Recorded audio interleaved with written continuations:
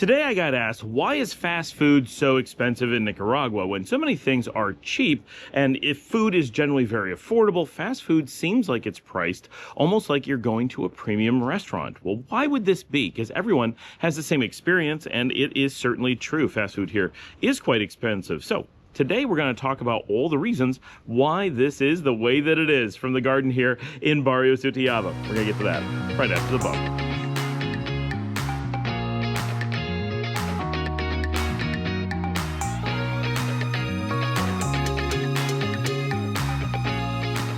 It's hilarious. As soon as I put on my hat, my dogs look at me. I actually put the hat on, and as soon as it's on, out the door they go. They know that we're coming outside and that they're going to get to play in the yard. It's hilarious, and it's become a very important part of their day. It's almost like I'm taking them for a walk by coming out and hanging out in the garden with them. So when you guys think, wow, he's in the garden again, I wish he'd go out and do a barrio walk or something, I wish I could too. My knee hurts, my foot hurts, but we're getting closer, and I'm starting to do a few. I'm easing into it, but this is kind of like me walking the dogs. They're having a great time. A little bit of housekeeping before we get into today's topic. One, there's an Expats of Nicaragua WhatsApp group. That link is in the show notes. Please come join us. It's a great place to have conversations.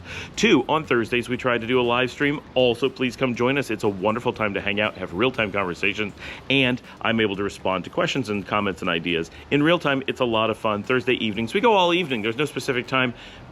Join the WhatsApp group and you'll get the announcements there. Three, if you need to contact me, email and all that kind of stuff is down there. But more importantly, in the show notes is information about how you could send in a video question and we could put you on the show and I can respond to your questions that way. I love it. If you don't feel like sending in a video, please reconsider and send it in anyway, even if you don't feel like it. But you can go down to the comment section, ask questions, leave comments, and even just say hello. Not only does it help the show, but it's really important for me to get topics to do the show on, to find out what you guys are looking for. Now, today's topic came from Bryce asking this question in that Expats of Nicaragua WhatsApp group. And so we're going to dive into that. I'm Scott Allen Miller, and I've been living in Nicaragua continuously for 4 years, overall for 10 years, and living abroad for a very long time. So all throughout the world, actually, fast food is pretty expensive. That we perceive it as a low-cost food option is primarily an American and Canadianism. It's something that arose in North America, partially because we have such a culture and geographic need to drive so far in the U.S. and Canada to go to different places that a lot of very unique things like diners, fast food, highway motels, and so forth sprung up as primarily American economic drivers because we simply needed them in ways that people who are taking trains in Europe or short distances between towns here in Central America simply don't encounter. So that's why there's some of these cultural differences in the first place. And of course, the U.S. over time has developed a very go, go, go culture, and taking time to sit and eat and enjoy your food is something that Americans struggle with, as opposed to, say, the French or Italians, who would be very much put off if they were expected to eat quickly and disappear from a restaurant. So those cultural differences, which mostly arose over time, contribute to this a lot. So in the United States, there's a big ecosystem around fast food. There's a big culture around it. So fast food restaurants are very, very busy. They are actually benefiting from serving people extremely quickly. There's a culture of get in, get your food, and get out. People go through drive-ins. Very often, the idea that you'll sit in the restaurant is becoming less and less common. There are fast food places that don't even have seating. Seating is generally uncomfortable. We all know if you're going to fast food, it's not a place to sit and gather and linger. It's just not going to happen. There's this culture that makes it very possible. So before we get into why Nicaragua, for example, is quite expensive with fast food, we need to establish a couple things. One is when we say fast food, we don't mean the food that is fast. We mostly understand this, but I want to set some ground rules. So here in Nicaragua, there's loads of what would actually legitimately be fast food that is sold on the street, and you can get very quickly and very inexpensively. If you are actually looking for low-cost, quick food, you can go to any number of street food vendors like fritangas. You could actually walk up, pay, and be done in under 30 seconds with all the food like it's prepared, like it's ready. You could go to an asado and have your food in maybe a minute. You've got a lot of like chicken places are very popular. This would be comparable to a KFC for the Americans, that you could go in and get fed in normally 2 to 3 minutes. So you have these options in all the barrios and all the neighborhoods and all the little shopping centers in the mercados. So that's not a problem. Cheap, fast food, Not an issue.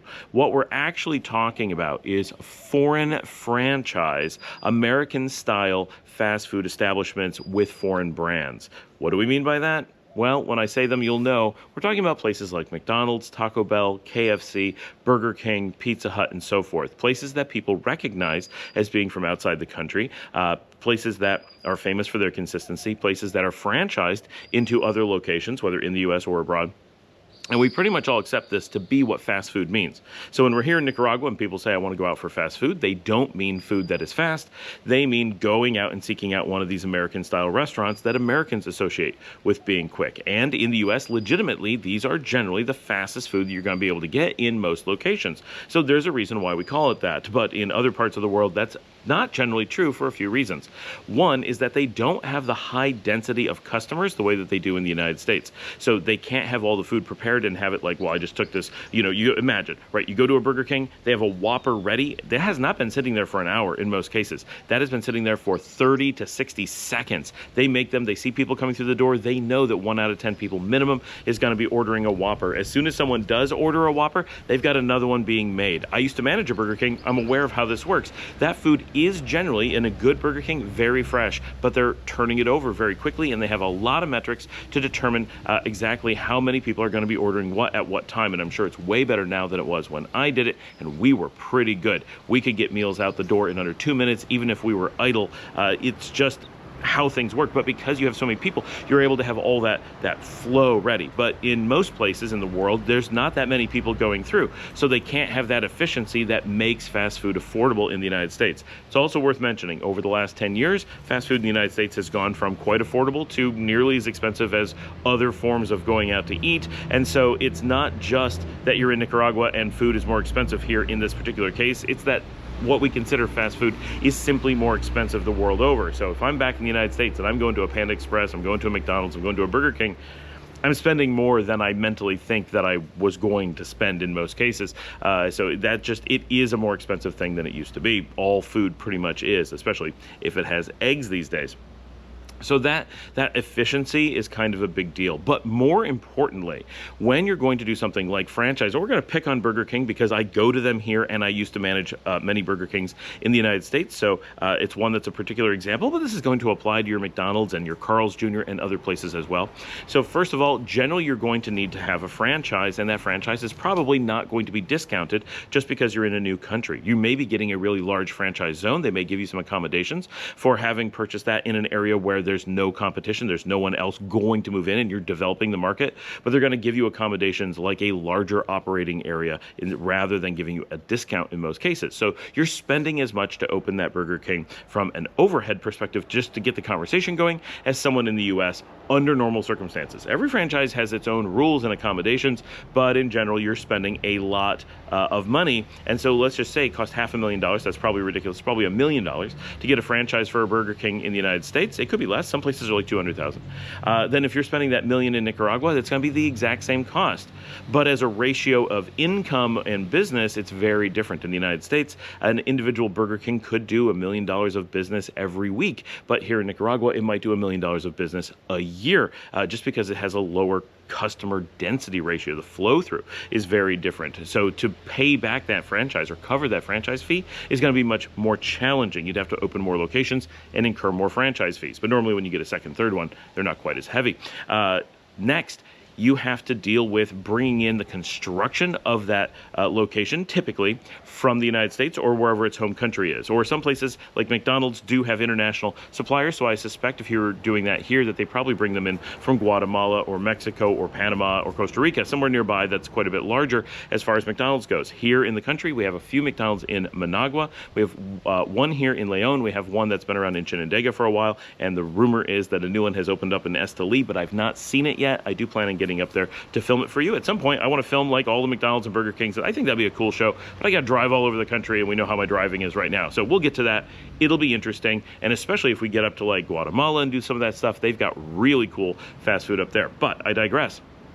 So you're going to be doing that construction cost. So the chances that you're going to be able to leverage low-cost Nicaraguan construction, relatively low. Maybe you'll get a little bit of discount from that, but you'll probably have some materials and signage and stuff that you have to pay to ship, and that's going to eat up any benefits you got from Nicaragua. You're probably going to be offset and more by cost of materials and design stuff that has to come from abroad. If you go into a Burger King, McDonald's here, they look exactly like Burger King and McDonald's in the United States, which means every seat, counter, table, tray, everything is shipping from outside the country. We don't have things that look like that here. It's not that you can't get them, but you have to special order them from China, special order them from the United States, and that adds a lot of cost. So that table that may cost $500 in the US is going to cost $600 or $700 here because they're buying it in the US and bringing it here. So that construction cost is not the discount you may think it's going to be. Lastly, the food that you're getting, all of that has to be brought in from somewhere else because the supply chains that are making the food the way that it is don't exist here. Now, in every franchise, it's going to be a little bit different, but in Burger King, it's going to be how they source their meat, how they source their ovens, how they source their condiments. I do know that we can't get the Impossible burgers here, like they've just been unable to do so. I'm a vegetarian, but instead they're sourcing the Burger King Europe veggie patties, which are made in Poland. So every veggie Whopper that you get here in Nicaragua, which are quite popular, and sometimes it's the only thing they sell, both here and Costa Rica, have times that they go to veggie only, which is really interesting, and I love because I'm a vegetarian, and mostly at night, like not during the day, like late at night, they'll go to veggie only late at night. They're shipping those patties in from Eastern Europe. They have to get them from Eastern Europe to Western Europe, get them onto a ship, get them across the sea, put them in at Puerto Cabeza, ship them across the country, and finally put them into one of the 3 Burger Kings that exist in the entire country. Prior to 2018, there was another Burger King at Plaza Inter in North Managua, and there was one here in Leon, but both of those went out of business and did not return, sadly. The one in Inter, totally can understand why it's not there. The one here in Leon would do well. Because they didn't come back so quickly, Carl's Jr. stepped in and took their place. So because you're bringing in nearly all your food, for example, the McDonald's French fries are all from the US under all circumstances, that just increases costs because you're not buying locally sourced produce and meat products, which would be very high quality, but they would be different. You'd have different condiment flavors. Getting the same mayo, the same ketchup, all those kinds of things here aren't quite possible. And getting things like the soda is also coming in from the US. So while we get our sodas, even American sodas, probably a little bit cheaper than in the US because they are bottling them here, there's a lot of overhead of licensing them from the US, and just is what it is. So you have 2 major effects. One is that actually operating a fast food restaurant here in Nicaragua is going to actually physically cost more than operating it in the US outside of the labor cost. Now, obviously, labor is a major part of the cost, but here, no one has this culture of fast food. When I worked in fast food in the United States, training was relatively easy because people were very familiar with fast food from going to fast food their entire lives. They're familiar with it from TV and movies, and understanding what work life is going to be like in one was pretty straightforward, and people just know what to do and what to expect. So your ability to find people who work well in those conditions and understand the customer service and understand the menu, understand the ordering process is pretty easy. When you come here to Nicaragua, for example, you have a number of challenges. The average person that's going to be working there has never eaten at one of those establishments, or has only once or twice in their life. It is not a thing that they do once, twice, 3 times a week like Americans tend to. So there's a bunch of cultural stuff and understanding how the restaurant works that they often don't have. 2, the culture of recreating exact menu items each time in exactly the same way is not part of the culture here. So operating restaurants in Nicaragua is a challenge just for anyone operating restaurants, because getting across the idea that you repeat the design of the food and the plating of the food and the condiments of the food the same each time is just not something people do. And so even if you say, I need to make these 2 things exact every time, people will change over time. They'll say, well, it's exact. And you're like, it's not exact. It's a very different thing. What do you mean? It's still a burger. And you're like, well, yes, but it used to have ketchup. Now it has mayo. And they're like, so it's still a burger. It's the same. And that idea that exact isn't exact doesn't carry over from the United States. So that's an entire thought process that you have to train.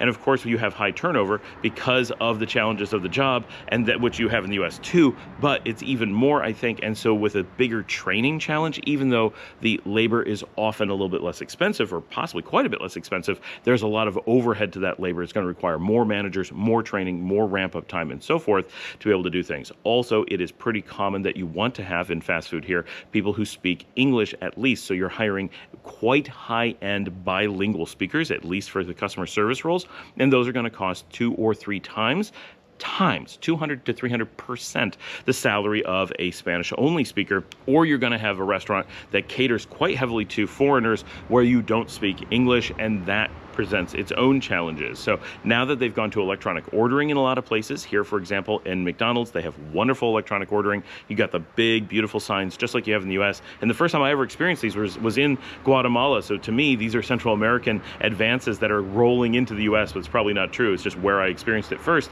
But we have these great signs. You go in and place your orders, and that does make things a lot easier, but there are often challenges. Now I have found that in general payment systems and ordering is actually more fluid here than in the US. I've never had Burger King break down here and not work. We totally have had that in the US, right? Even in the tiny bit of time we put in the US, with a big time here, and the 2 times in the last 2 years I've been to Burger King in the US versus 2 times a month here in Nicaragua for the last several years, we've run into more problems in the US in that little bit of time, a little bit of experience. So it seems like they're doing an okay job here, but all those things are going to come together and make it be expensive to have that franchise. It is a struggle to keep the prices in line with what they are in the US, but that's not actually the problem. It's not that fast food is so expensive here. It's only that fast food here is roughly the same price as it is in the US. It's actually, in my experience, slightly cheaper here because of the lower cost of labor, the lower cost of real estate. They are able to be competitive on a price basis. If you were for some reason flying in from across the world and choosing the US or Nicaragua to go to McDonald's,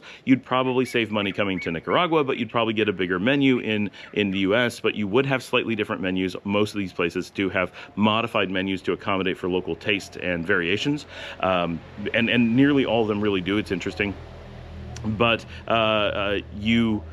what you're going to find is that in the United States, that cost of a meal from McDonald's, let's say you're taking 2 people going out to eat at McDonald's, it may be like $18, and maybe it's even higher than that now. You may come to Nicaragua and do the exact same meal and get it for $14 to $16. And yes, that's cheaper, but as a percentage of normal income in the US, that is a very small hit. And you're not going to go to other restaurants, you're not going to go to the grocery store and beat that by that much. Of course you can beat it, but it won't be as dramatic. But here in Nicaragua, we can get food and cook at home. We can go eat on the street and get an entire meal for 2 people for between $4 and $8, rather even in restaurants, let alone cooking at home, which is only going to save so much, obviously, compared to that $16. It's much more dramatic. And so as a ratio, as the way we feel how expensive it is compared to other restaurants, here a McDonald's or a Burger King is easily going to cost us as much as going out to a relatively fancy, not an absolute top end, but a really nice, say, Italian restaurant. So if I was going out to Pane e Vino, not getting alcohol, but just getting like salmon pasta,